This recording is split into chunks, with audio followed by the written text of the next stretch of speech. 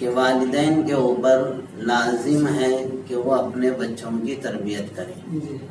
تربیت کا کام والدہ پر پہلے سمجھ رہے. ہم نے عورتوں کے حقوق بیان کیے تھے تو عورتوں کے ذمہ اللہ نے نہ کمانے کی ذمہ داری ڈالی ہے نہ دوسرے اور کوئی بوجھ ان کے اوپر ڈالا ہے، بلکہ عورتوں کے بارے میں تو اللہ کے رسول صلی اللہ علیہ وسلم نے فرمایا کہ جو عورت 5 وقت کی نماز پڑھے، صلت خمسہ وصامت شہرہ، اور رمضان کے روزے رکھے، ٹھیک ہے، وحافظت فرجہ، اور اپنے پاک دامنی کی حفاظت کرے، وَأَطَاعَتْ زَوْجَهَا، اور اپنے شوہر کی اطاعت کرے،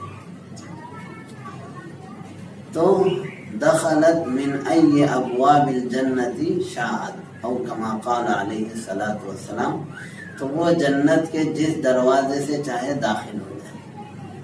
تو کتنا آسان ہے عورت کے لیے جنت میں داخل ہونا، ٹھیک ہے نا. صرف نمازوں کا اہتمام، روزوں کا اہتمام، پاک دامنی کی حفاظت اور شوہر کی اطاعت، تو بہت آسان رکھا ہے اللہ نے. تو پھر ان کے ذمہ کام کیا ہے؟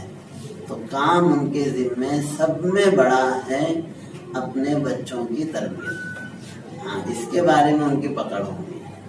یہ سب میں بڑا کام ہے ان کے پاس، بچوں کو صحیح تربیت دینا، ایسی نسل اپنے گودوں میں پالنا جو قوموں کی قیادت کر سکے، جو لیڈرشپ کر سکے، جو دنیا کو بھلائی کی طرف بلا سکے، برائی سے روک سکے، جو دنیا میں انصاف قائم کر سکے، اچھائی کو قائم کر سکے.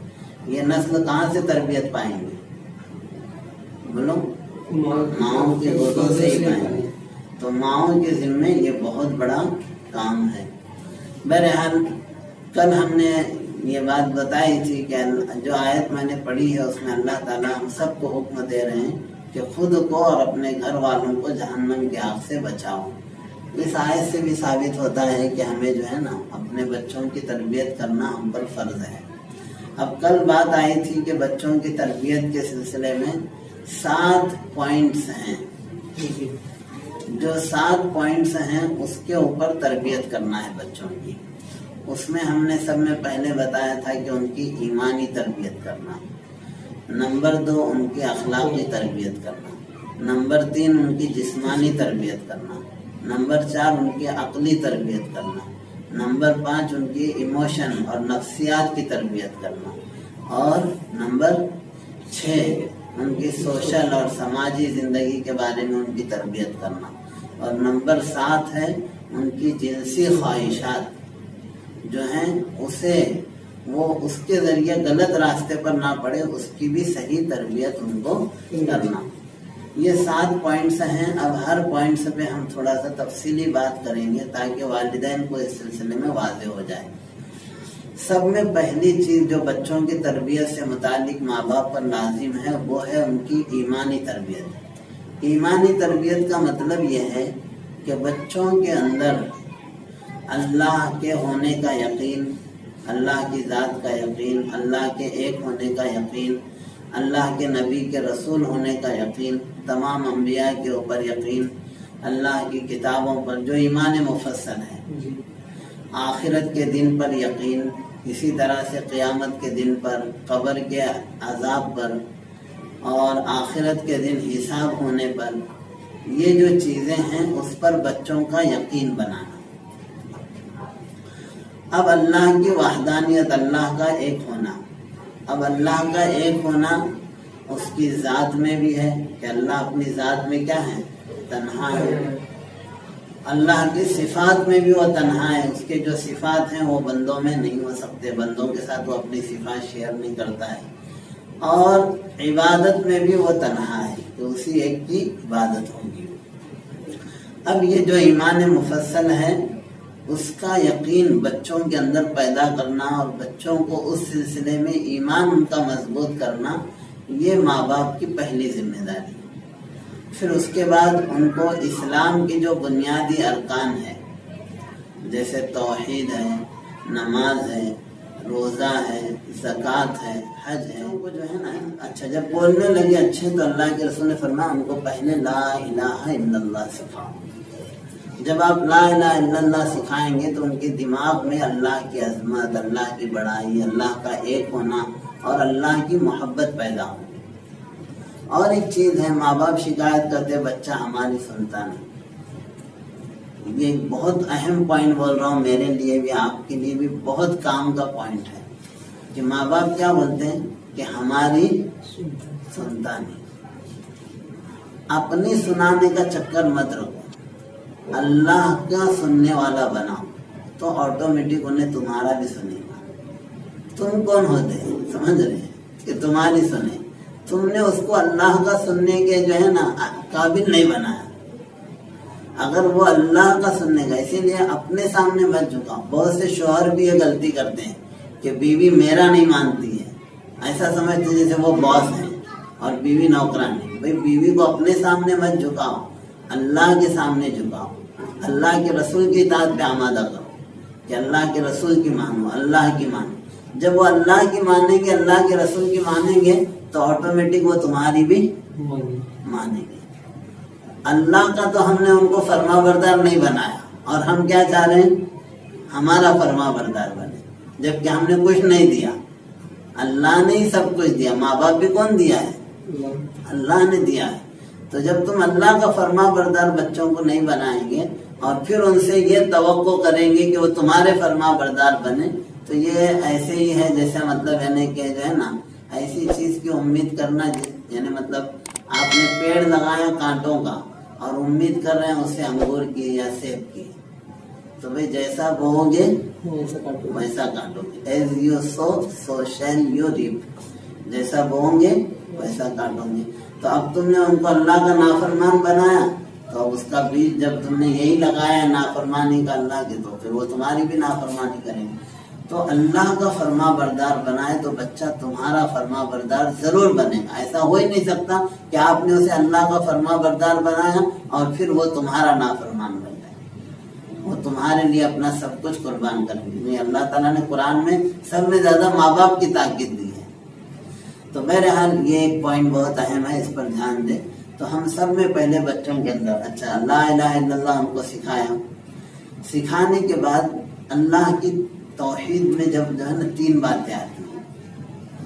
سب میں پہلے اللہ کی ربوبیت، کہ اللہ ہی سارے جہانوں کا پالنے والا ہے۔ تو بچے کو پوچھے ہمیں ہمارے ماں باپ کو کون پالتا ہے؟ اللہ پالتے ہیں، سمجھ رہے؟ کس نے دنیا کو بنایا؟ اللہ نے بنایا۔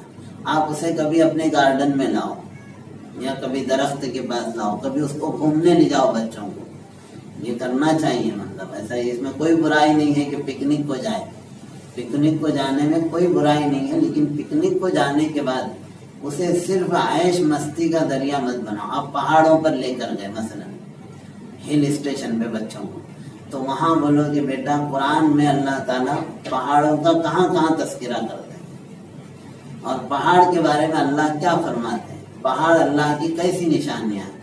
زمین کے اوپر کیل ٹوکنا اللہ نے بیان کیا ہے کہ زمین پر کیل کی طرح ہے، اگر پہاڑ نہیں ہوتے تو زمین ہلتے رہتی تھی، ہم اس پہ مضبوط جمے نہیں رہتے تھے، زلزلے آئے ہوئے ہوتے، تو پہاڑ کو کیل بنایا۔ پہاڑ اللہ کی نشانیاں ہیں۔ درخت کو دیکھا آپ نے، تو درخت کو بولو بیٹا درخت کو کس نے بنایا؟ اللہ نے بنایا۔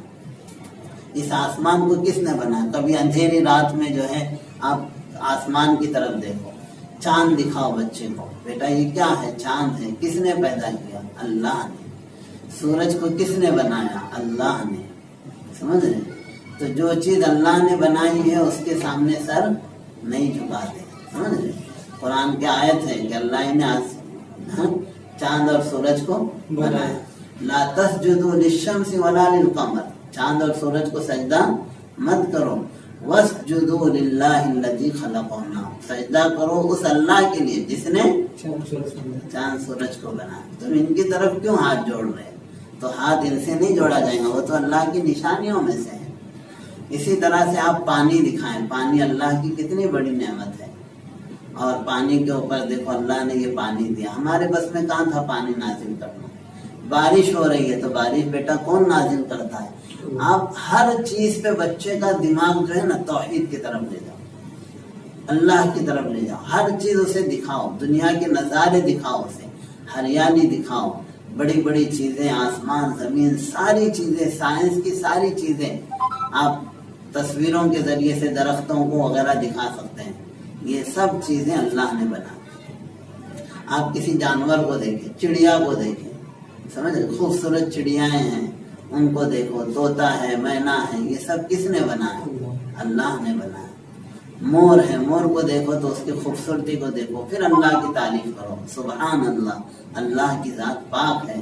फतबारकल्लाहु अहसनुल खालिकीन, अल्लाह की जात बाबरकत है जो तमाम पैदा करने वालों बेहतरीन पैदा करने वाला है, जो बेहतरीन पैदा करने वाला। तो बहरहाल ये जो है ना, इस तरह से बच्चे का जहन डेवलप करना। 4 साल की उम्र तक खुद एग्जाम्पल करो, उसके सामने जोर जोर से पढ़ो, उसके सामने उसका जिक्र करो, तो वो खुद ही उसको ले वो अलग बात है।